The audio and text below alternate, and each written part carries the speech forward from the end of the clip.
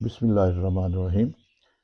میں کئی دفعہ سوچتا ہوں کہ ہم جو سائیکیٹری میں بہت کچھ سائیکالوجی بہت پڑھا دیکھا، مریضوں کو بھی بہت دیکھتے ہیں، ان کے رویے، ان کی جو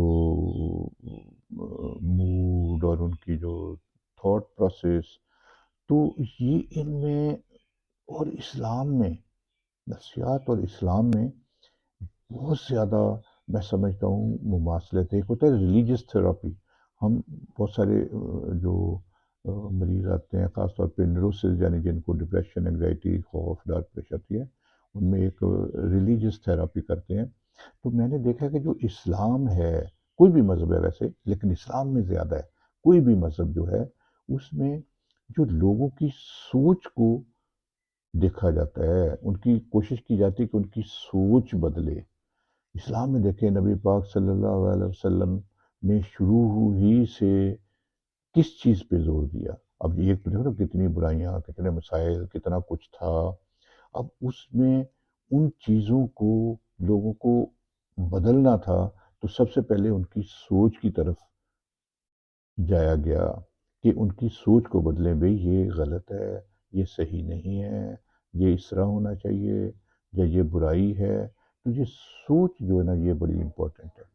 پھر رویے، جب سوچ ہوتی ہے بدلتی ہے، تو رویے پھر بدلنے جو ضرورت ہوتی ہے، اس کے ساتھ مزاج بدلتے ہیں۔ تو قرآن مجید بھی دیکھیں، اسلام میں قرآن مجید میں کیا تعلیمات دی گئی ہیں؟ تو یہ دراصل کیا ہے کہ سوچ بدلی جائے۔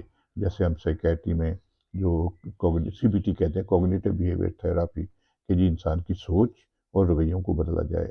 پہلے اس کی سوچ بدلیں گے تو رویے بدلیں گے۔ تو قرآن مجید تعلیمات کیا ہے؟ سوچ دیتا ہے، ایک قوانین دیتا ہے، ایک دیتا ہے کہ جی کیسے ہمیں، کیا صحیح ہے کیا غلط ہے۔ تو دراصل وہ سوچ کو بدلا جا رہا ہوتا ہے۔ تو جب ہم کہتے ہیں کہ ہمارا مذہب، ہمارا دین، تو یہ ضروری ہے کہ ہم دین کو، قرآن مجید کو، احادیث یا سنت، جو بھی ہماری اسلامی تعلیمات ہیں، ان کو سمجھیں۔ قرآن مجید عربی میں ہے، اس کو سمجھنا چاہیے کہ جی اس کا ترجمے کے ساتھ کیا فرمایا گیا ہے، کیا احکامات ہیں۔ تو یہ ایک سوچ ہماری جو وہ بدلے گی۔ اب اس کے بعد پھر ہے کہ رویے بدلنا، یہ ضروری ہے نا۔ آپ تھوڑا سا تصور کریں کہ نبی پاک صلی اللہ علیہ وسلم کے زمانے میں لوگ کیا سوچتے تھے اور کیا رویے تھے ان کے۔ اب ان چیزوں کو جو صدیوں سے چل رہی تھی، کیسے بدلا گیا، اس کے لیے دیکھیں پھر عبادات ہیں۔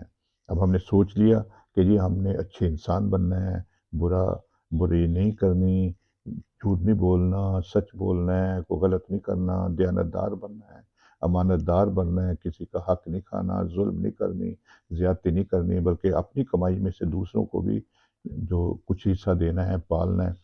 تو یہ ایک بڑا مشکل ٹاسک ہے۔ اب اس کے لیے ہمارا رویے بھی بدلنے چاہیے، اسی وقت کچھ اچھے ہوں گے نا ہم۔ تو اس کے لیے پھر دیکھیں، عبادات کا ایک، اب اللہ کو راضی کرنا، پھر عبادت کا اپنے اخلاقیات کو درست کرنا، تو یہ ایک بڑی اہم بات ہے۔ تو اسلام اور جو ہمارا نفسیات ہے، اس میں بڑی ہی مماثلت ہے۔ ہم اس لیے اسلام پر اگر ہم عمل کرتے ہیں، یعنی ہم اچھے طریقے سے قرآن مجید کو پڑھتے سمجھتے اور اس کے اوپر عمل کرتے ہیں، اور ہماری نماز، روزے، ہمارے جو عبادات ہیں، تسبیح ہے یا کوئی درود شریف ہے یا ورد شریف ہے، جو بھی ہے، ان کو مثبت طریقے سے اپنے رویوں کو بدلنے کے لیے استعمال کرتے ہیں، تو ہماری آدھی سے زیادہ بیماریاں، جو نفسیاتی مسائل، خود ہی ختم ہو جاتے ہیں۔ بشرطے کہ ہم دیکھیں کہ نماز کا کیا مقصد ہے۔ اب ذرا پوچھیں، دو چار بندوں سے پوچھیں بھئی نماز کا کیا مقصد ہے؟ وہ کہیں گے اللہ کو راضی کرنا، جنت میں گھر بنانا، اور یہ بھئی ٹھیک ہے، یہ اللہ تو راضی ہوں گے، لیکن اللہ راضی کب ہوں گے؟ جب ان کے احکامات کے اوپر عمل ہوگا۔ دیکھیں نا، ایک آپ کا باس ہے، وہ کہتا بھی یہ کام کرو، ٹائم پہ کرو، اگر آپ ٹائم پہ کرتے ہیں، محنت کرتے ہیں، یہ وہ، تو وہ خوش ہوگا۔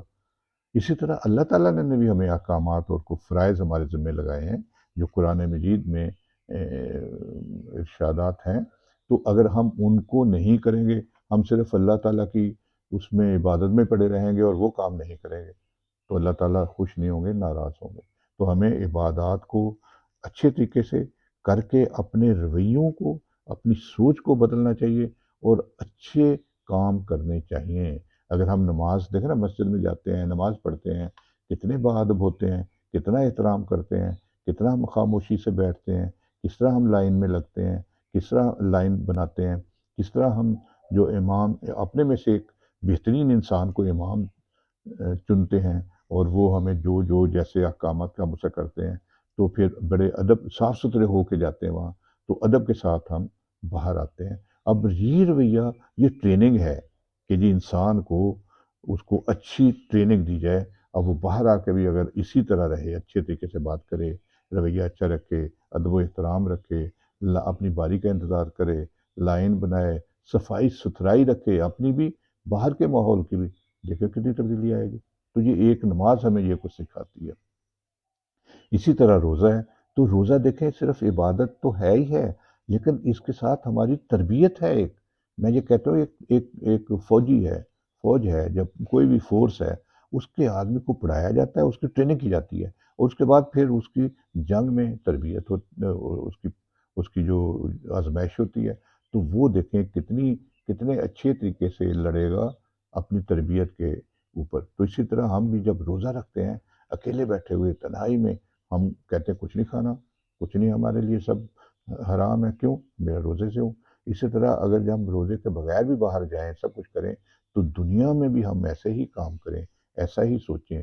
ہم کسی بھی سگنل پہ، کسی ادارے میں، اپنی ڈیوٹی پہ، اپنے دفتر میں ہم کہتے ہیں میں غلط کام نہیں کروں گا، میں اپنا پورا ٹائم دوں گا، میں جو اپنی ڈیوٹی کو اچھے طریقے سے ادا کروں گا، میں کوئی کسی سے زیادتی نہیں کر سکتا، جھوٹ نہیں بول سکتا، میں حرام نہیں کھا سکتا، میں کوئی وقت کو ضیاع نہیں کر سکتا۔ تو یہ چیزیں جو اسلام ہے، یہ ہمیں سکھاتا ہے، ہماری تربیت کرتا ہے۔ جو یہ تربیت اگر ہم ہو جائیں، تو ہم کتنے اچھے لوگ ہو جائیں۔ تو یہ اسلام اور نفسیات، میں سمجھتا ہوں بہترین جو امتزاج ہے، اور یہ اسلام اور اس میں بہت زیادہ مماثلت ہے۔ میں تو کئی دفعہ سوچتا ہوں شاید یہ نفسیات اسلام ہی سے نکلی ہے۔ تو ان چیزوں پہ ہمیں غور کرنا چاہیے اور ان چیزوں پہ عمل کرنا چاہیے۔